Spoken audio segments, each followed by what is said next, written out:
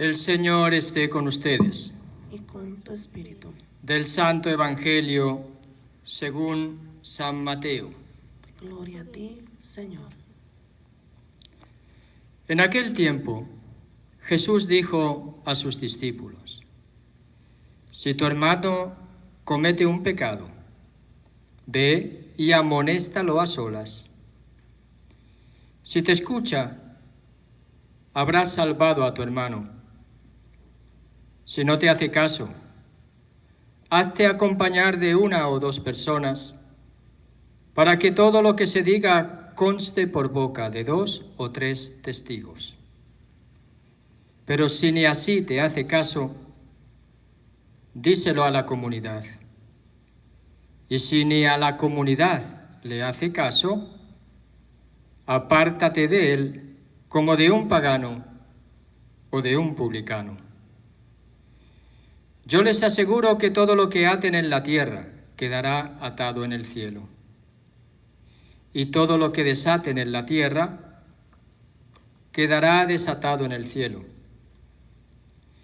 Yo les aseguro también que si 2 de ustedes se ponen de acuerdo para pedir algo, sea lo que fuere, mi Padre Celestial se lo concederá.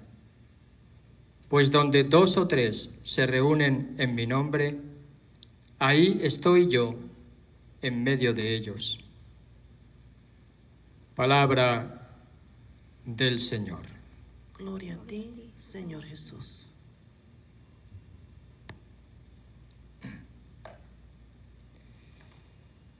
En el día de hoy creo que en este Evangelio y desde este Evangelio nosotros podemos descubrir cómo Jesús se preocupa de su iglesia para después de la resurrección. Va preparándola. De hecho, este es el 4º gran discurso en el Evangelio de San Mateo, que es el discurso eclesial, el discurso de la comunidad. Jesús espera que va a haber comunidades cristianas. Jesús espera que esas comunidades van a tener que organizarse. Y organizarse con lo que nosotros hemos llamado carismas y ministerios.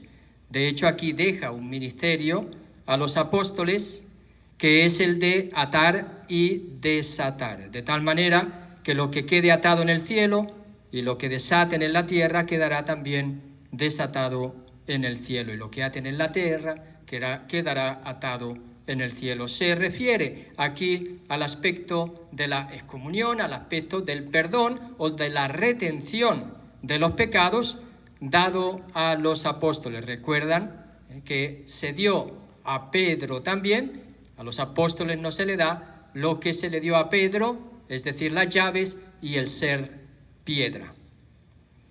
Pero aquí en la vida de comunidad, sobre todo, está referida, como en la primera lectura que hemos escuchado hoy del profeta Ezequiel, a la responsabilidad que tenemos los unos hacia los otros. Responsabilidad que no quiere decir que tenemos que dominar a nadie. No somos responsables en el sentido de dominar, sino en el sentido de cuidarnos. Cuidarnos para que lo que Dios quiere de cada uno de nosotros se lleve adelante. Nos responsabilicemos todos de hacerlo crecer.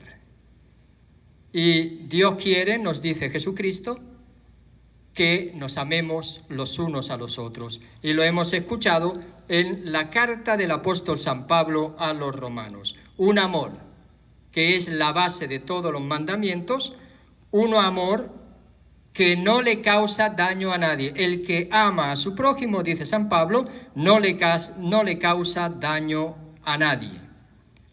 Por eso la plenitud de la ley significa y consiste en amar. Así que si usted está maquinando hacerle daño a alguien, mire bien su corazón. A veces no se maquina, simplemente se hace, porque uno no quiere adentrarse en sí mismo, no quiere entrar dentro de uno mismo. Y entonces cuando menos se da cuenta, ahí está ya haciendo daño, ahí está ya sembrando la cizaña, ahí está ya sembrando el odio, ahí está ya sembrando el rencor, sembrando la sospecha, sembrando la conspiración contra alguien. Ahí está ya. Jesús quiere que evitemos esas situaciones y nos está diciendo que para evitar esas situaciones hay que empezar por lo primero. Y lo primero es que si alguien ha pecado contra ti, si tu hermano comete un pecado, ve y amonéstalo a solas. La privacidad que se va a complementar después con la comunidad, pero primero el respeto de la privacidad. Lo que se comete en la intimidad tiene que ser reprendido en la intimidad. Es lo que llamamos también nosotros que los trapos sucios se lavan en casa. Evidentemente, primero hay que aplicar lo que la Iglesia ha llamado en su doctrina social de la Iglesia el principio de subsidiariedad. Lo primero que hay que hacer, y hoy es la tentación de todos, no es empezar a mandar mensajes a los amigos para que se enteren todos de lo que ha hecho esta persona. Lo primero no es poner en Facebook lo que no nos atrevemos a decir en persona. Y entonces lo ponemos en Facebook para que el mundo entero se entere, porque lo que está en Facebook lo puede ver cualquiera. Somos bastante mezquinos que hoy ponemos en una plataforma visible para todos lo que corresponde muchas veces a la intimidad. Jesús nos ha enseñado a respetarnos, y respetarnos nos está diciendo no callar. Hay un sermón muy bonito que lo he puesto y he leído parte de él en YouTube, comentando este evangelio de San Agustín, que aquel que odia se calla y alimenta la ira, alimenta el enojo, alimenta el disgusto y lo convierte en odio.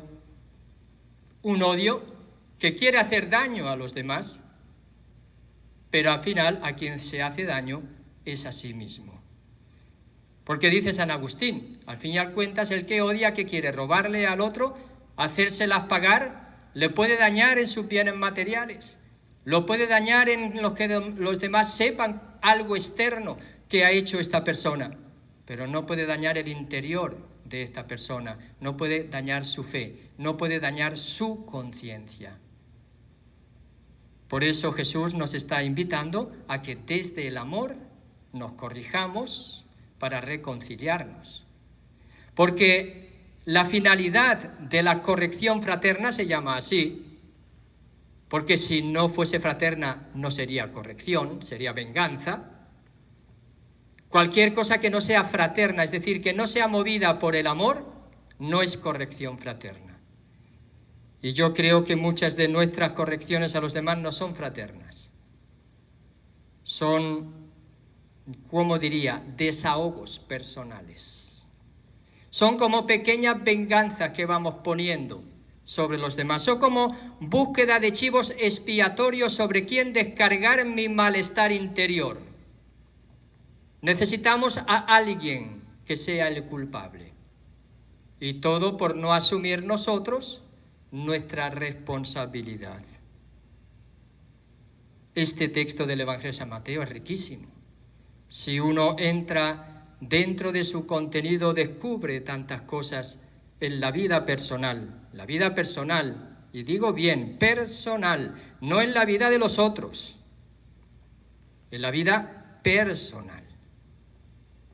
Porque es desde la vida personal que uno después se puede referir a los otros. Es lo que decía Jesús, que quién eres tú para quitarle la viga al hermano, la paja del ojo del hermano si tienes una viga delante del tuyo. La corrección fraterna es una corrección que siempre tiene que ir acompañada del amor y con la pedagogía de la transformación, del cambio, de la recuperación del hermano. Nos recordaba el Papa Francisco en el Ángelus. Y hablando de este evangelio, el Papa Francisco nos ha recordado cuán importante es amar y no chismear. Corregir desde el amor y evitar el chisme.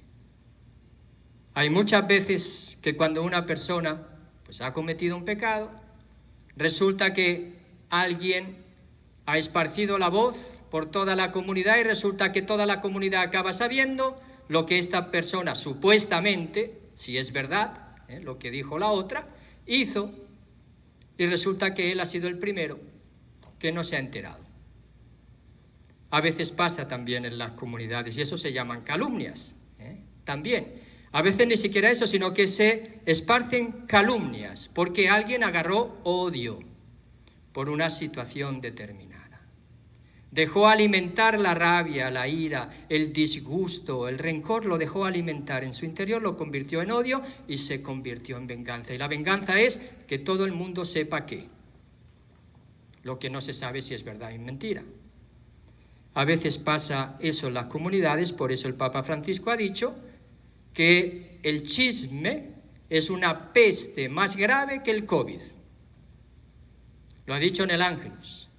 No me lo invento yo, escúchenlo. Le han aplaudido cuando ha dicho eso. Se ve que en la Iglesia tenemos mucho ese problema. Se ve que no somos capaces de afrontar la corrección fraterna, porque no es fácil. ¿Saben? Porque hay autodefensas. Uno puede, o cualquiera nos podemos beneficiar, nosotros mismos que nos hayan corregido, ¿verdad? Al principio nos da un poquito de enojo, un poquito de rabia, pero acabamos pensándolo y dice, pues sí, voy a ver cómo puedo mejorar, voy a ver cómo puedo corregirme, voy a ver cómo puedo cambiar, aunque nos enoje un poquito, ¿verdad? Pero todos hemos sido beneficiados por la corrección de alguien, todos, no hay ni uno que se escape y todos podemos decir cuánto bien nos ha hecho que me diga eso a tiempo. Pues ojalá que aprendamos la lección de la propia vida y sepamos aplicarla a los demás. Lo que pasa que hay personas que se defienden y no aceptan una corrección. Y entonces se enojan y niegan. Y entonces empiezan a pelearse y a hablar mal contra la persona que le ha corregido, que ha intentado recuperarlo para la comunidad. Y eso ha creado un miedo. Y dice, ¿qué? ¿Y si se enoja? Pues sí. No es fácil corregir, aunque se tenga mucho amor, porque siempre vamos a correr el riesgo de sufrir el enojo de la otra persona. Pero si es solo enojo y hemos conseguido la recuperación, el cambio, la reflexión y la reorientación de su vida, qué bueno, vale la pena. Pero a veces no hay éxito en la empresa y la persona puede que se niegue, y es ahí que Jesús dice: hay que ir a un ámbito de dos o tres. Ese 2 o 3 que viene según la ley de Moisés y que quiere proteger también la falsificación del testimonio o la calumnia, ¿verdad? Que no se le esté juzgando o que no se le esté criticando, que no se le esté acusando de aquello que no se ha hecho. Por eso el testimonio de 2 vale más que el de 1, pero no para defenderse los dos. Hoy vivimos en una sociedad que más bien cuando uno quiere hablar con alguien dice, bueno, vamos a hablar, pero ven conmigo por si acaso. No sea que la persona después le dé la vuelta a la tortilla y justo diga lo que no has dicho, porque eso por desgracia en este país pues pasa, porque siempre están ahí los abogados, ¿verdad? Que uno quiere a ver si saca algún provecho. Eso no tendría que suceder dentro de la Iglesia, pero la maldad puede dar ocasión a estas situaciones. Muy bien, no basta con los 2, pues vamos a decirlo a la comunidad. ¿Qué significa decirlo a la comunidad? ¿Que lo vamos a poner en la página web de la Iglesia? No.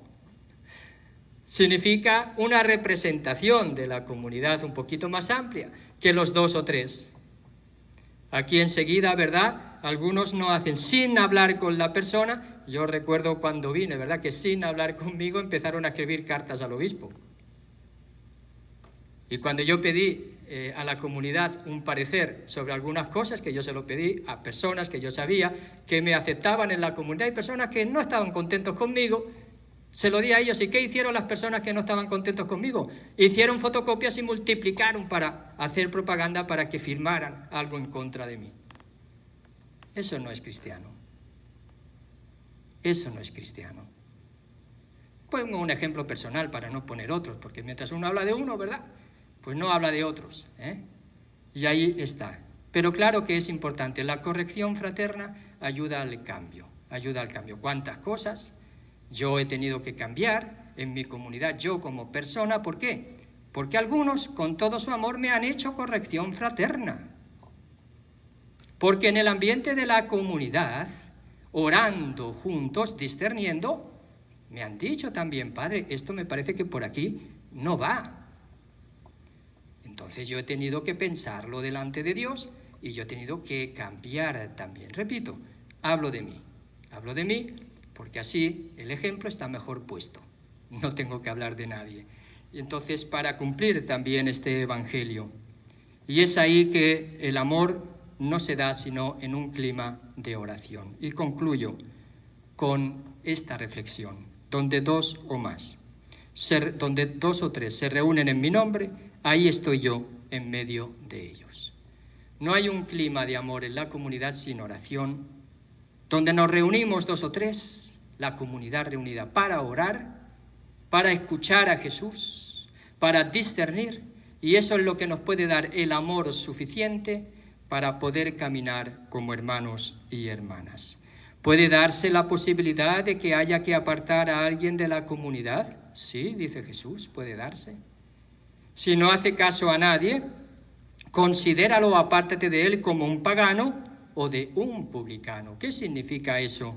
No significa que lo tenemos que odiar, pero sí significa que no lo tenemos que considerar como hermano, a no ser que vuelva arrepentido, cambiando su actitud. Y quiere decir sobre todo que tenemos que seguir orando por esa persona, buscando la recuperación, buscando también la conversión. Y tenerlo como un pagano o un publicano es dejarlo a la misericordia de Dios, no es juzgarlo, no es condenarlo, es dejarlo a la misericordia y al amor de Dios, que Él hará su trabajo en él, con esa confianza.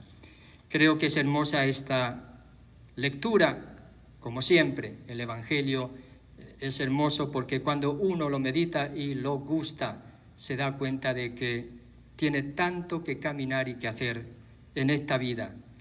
No nos olvidemos que San Pablo nos está diciendo que el que ama a su prójimo no le causa daño a nadie. ¿Cuál es el bien que tenemos que desear para la otra persona? No el que yo quiero, no el que yo deseo, no lo que a mí me gustaría, sino el bien que Dios desea para esa persona. Y por eso no hay corrección fraterna auténtica, no hay búsqueda de la voluntad de Dios auténtica sin oración, sin aprender en el don del Espíritu Santo a sintonizar con el sentir y el querer de Dios, porque de eso se trata. Se trata de buscar el sentir y el querer de Dios, no mi pensamiento, no mi manera de hacer, no mi manera de obrar y de actuar. Por eso es tan importante que donde 2 o 3 se reúnen en mi nombre, allí estoy yo en medio de ellos. ¿Ven? Caminar en comunidad. Orar juntos, caminar juntos, discernir juntos. Es que no es como a mí me gustaría. Pues vamos a buscar juntos, no tú por tu cuenta, y el otro por la suya, y el otro por la suya. Juntos, donde 2 o 3 se reúnen en mi nombre, vamos a buscar juntos cuál es el querer de Dios. Corrección fraterna, una realidad muy hermosa si una comunidad la vive adecuadamente. Es que si no es fraterna, no es corrección, ya lo hemos dicho. Y cuidado con los chismes, cuidémonos. Y sobre todo, oremos para que Jesús presente en medio de nosotros, nos enseñe a amar y a no querer hacer daño a nadie. Cuidado con el diablo, que es el que divide. Cuidado con Satanás, que es el que acusa. Llenémonos del Espíritu Santo, que es el que une en el amor, que no quiere hacer daño a nadie.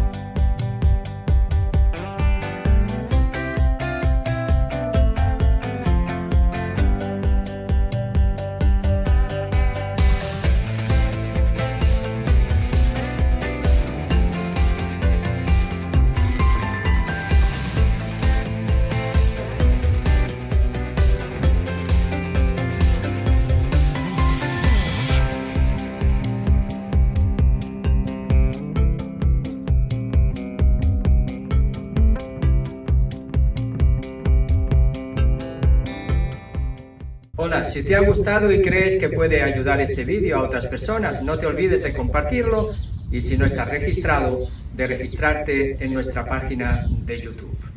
Hasta pronto.